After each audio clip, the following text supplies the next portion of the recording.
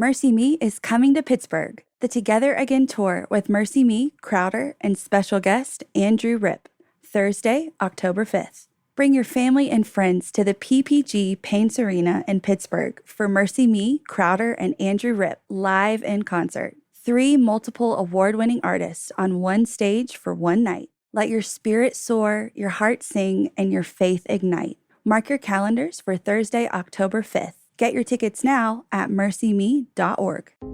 Hey everyone, and welcome to Business Boutique. I'm Christy Wright, and today we are continuing our new series, 5 Ways to Be True to You.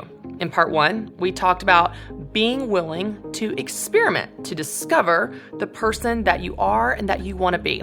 In part 2, we talked about you being willing to work hard, because if you're going to be true to you in this bigger, better life God has for you, well, it's going to take some hard work. Today, we are diving into part 3. This one's hard for y'all. If you want to be true to you and step into this bigger, better, more awesome life that God has for you, you have to be willing to be humbled. That sounds nice, doesn't it? Oh, it sounds so nice. Like, oh, yes, I'm humble, and I will be more humble, and humility, I love humility. Do you though? Because I'm not saying you don't because you're arrogant, as if the opposite of humility is arrogance. I'm just saying being humbled is not fun. Have you ever been humbled? Have you ever gone through a season where God is humbling you, stripping away layers of your pride you didn't even know were there?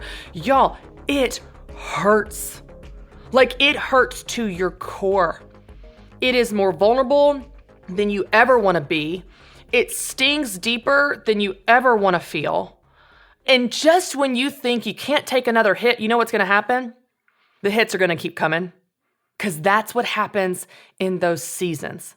But just like I said last time, God cares more about who you're becoming than where you're going. You and I, we focus on the finish line. We're goal-oriented. I'm going to get there. I'm going to run hard, run fast. I'm going to check off my to-do list. And God's like, I'm not talking about that.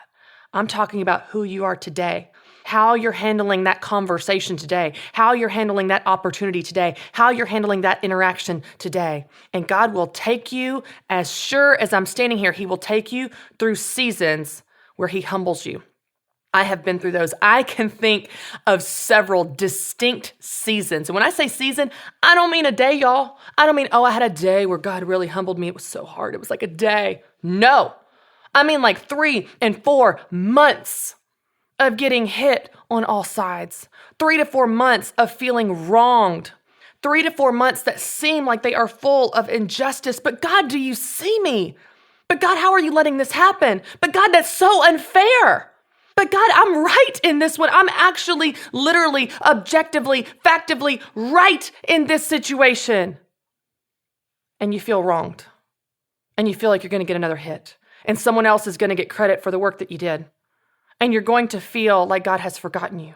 And you're going to feel abandoned. But He hasn't forgotten you. He hasn't abandoned you.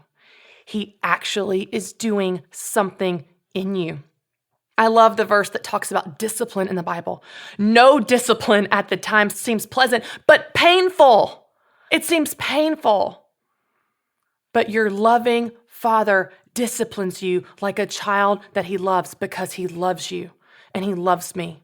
And if you're going to be true to you and the person that God created you to be in this bigger, better life, He's going to have to do some things in you before you're ready for it, before you can handle it, before I can handle it. And it's not a one and done thing. Let's be honest. We're going to go through multiple seasons of this in life. There was one specific season, and it was in the fall of 2017 that I'll never forget. And it was a valley. Oswald Chambers, who wrote the devotional My Utmost for His Highest, describes this as the valley of humiliation. Oh, that's so accurate. It felt like a valley. It felt humiliating.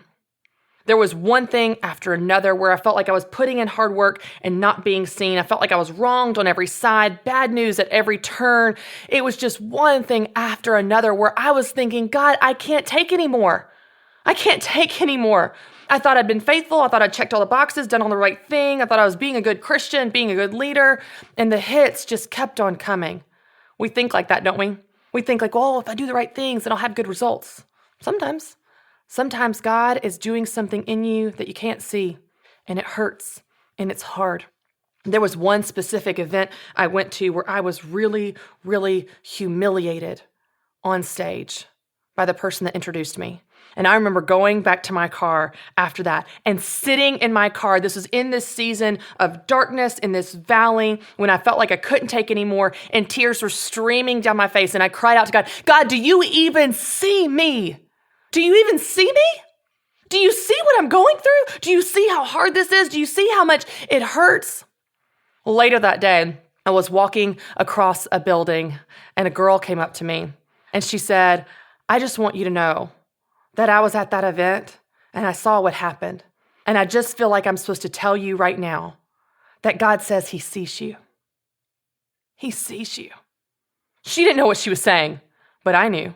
I had cried those tears and cried that prayer in my car just hours earlier. And a woman that I have very little relationship with comes up to me and says, I want you to know that I feel like God's saying that he wants you to know that he sees you. The exact answer to my question of prayer, of tears in the car, the exact words that I used. So friend, I just want you to know, if you are in a season of humbling right now, if you are in a season of valley of humiliation where you're sitting there and you're crying out to God going, God, do you even see me? Yes, he does. He does see you. And you may feel abandoned, but you are not abandoned. The Bible says, never will I leave you. Never will I forsake you. The Lord your God is with you wherever you go. He is with you in this valley. And I know it's hard and I know it hurts. And even if you're not there right now, when you come to your next one, this season of humiliation and humbling, I just want you to take comfort in the fact that God sees you and he is with you. And it's not forever. He's doing something in you. I love the verse in Isaiah where the Bible says, when the time is right, I, the Lord, will make it happen. Yes, you and I need to work hard, just like we talked about last time. It is up to us to steward what he's given us. It's up to us to be faithful. But it's not all us. Because if it was all us, when it happened, we would point back and go, look how good I did. Look at everything I accomplished. Look how strong and smart and clever and talented I am. No. God says, you work hard with what I've given you. But when the time is right, I, the Lord, will make it happen. So you've got to be willing to be humbled. Be willing to go through those seasons. Be willing to be faithful when it hurts and you feel lost and you feel wronged and you feel abandoned. Be willing to be faithful even there in the valley, because that valley is not forever. But God is doing something in you in that valley, preparing you for what is next. So your journal question for today is to simply ask yourself, where do I need to be humbled?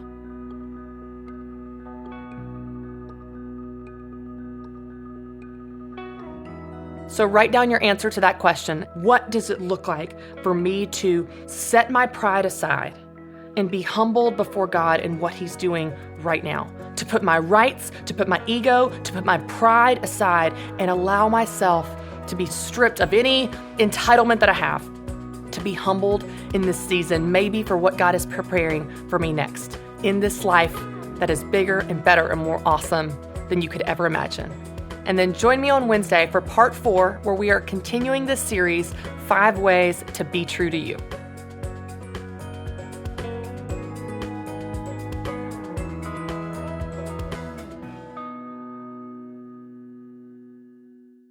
Mercy Me is coming to Pittsburgh. The Together Again tour with Mercy Me, Crowder, and special guest Andrew Rip, Thursday, October 5th. Bring your family and friends to the PPG Paints Arena in Pittsburgh for Mercy Me, Crowder, and Andrew Rip live in concert. 3 multiple award-winning artists on one stage for one night. Let your spirit soar, your heart sing, and your faith ignite. Mark your calendars for Thursday, October 5th. Get your tickets now at mercyme.org.